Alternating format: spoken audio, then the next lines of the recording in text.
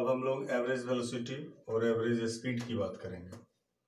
Average speed और average velocity क्या है? तो एवरेज स्पीड जो है पहले उसका हम जिक्र कर लेते हैं, फिर एवरेज वेलोसिटी की बात करेंगे। ठीक है, तो टोटल डिस्टेंस एवरेज स्पीड की बात कर रहे हैं।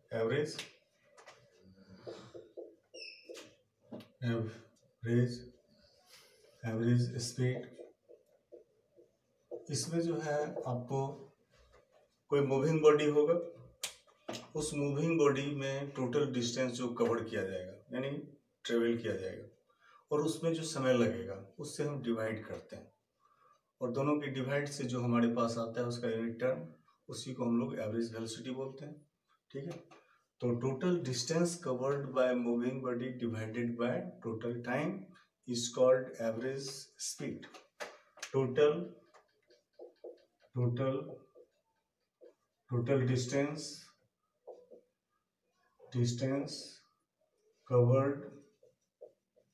covered by moving body divided by total time taken, total time taken is called average speed. अब एवरेज स्पीड को हम लोग इस तरह से डिनोट करेंगे। एवरेज स्पीड इक्वल टू लिखेंगे टोटल डिस्टेंस बाय लिखेंगे टोटल टाइम लिखे, और इस तरह से हमारे पास जो डिफिनीशन है, total distance covered by moving body divided by total time taken is called average speed. इसको हमने ये सिंबल में व्यक्त किया। ठीक है, और इसका ऐसा यूनिट हम लोग मीटर पर सेकेंड बताएंगे, डायमेंशन सेम बताएंगे जो हमने स्पीड का बताया। इस तरह से एवरेज स्पीड आपका हो गया। अब हम लोग एवरेज वेलोसिटी की बात कर लें। तो एवरेज वेलोसिटी क्या होता है? एवरेज वेलोसिटी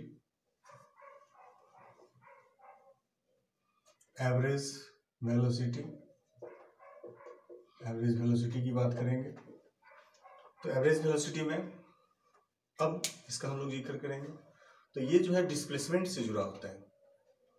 तो कोई भी मूविंग बॉडी जो स्ट्रेट पाथ पर मूव करता है, स्ट्रेट पाथ पर, और उसके द्वारा जो टोटल डिस्प्लेसमेंट होता है और डिस्प्लेसमेंट के ड्यूरेशन में जो टाइम लगता है, उसी को हम लोग एवरेज स्पीड कहते हैं, एवरेज वेलोसिटी कहते हैं। अब यहाँ पे लिखेंगे टोटल डिस्प्लेसमेंट टोटल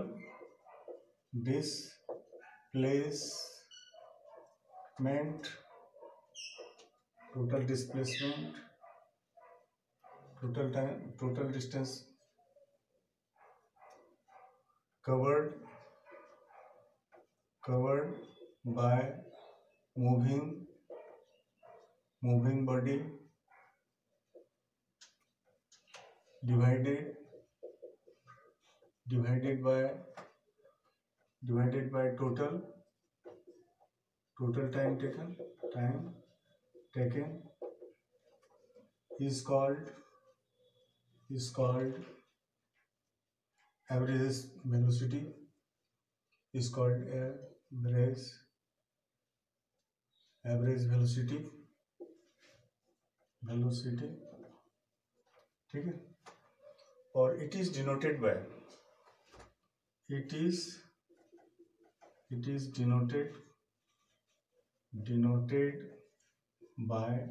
v बार। इसको v बार से डिनोट किया गया।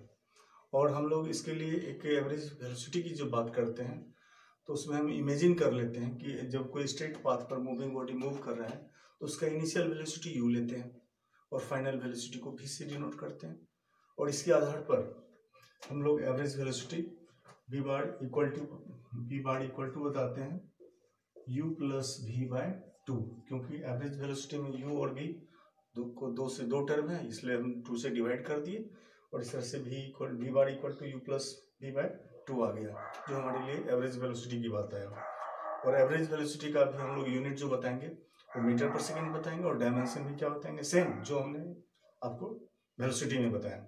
इस तरह से एवरेज वेलोसिटी से संबंधित हमने आपको चर्चा किया। अब हम आगे बढ़ेंगे, और आगे का जो टर्म है वो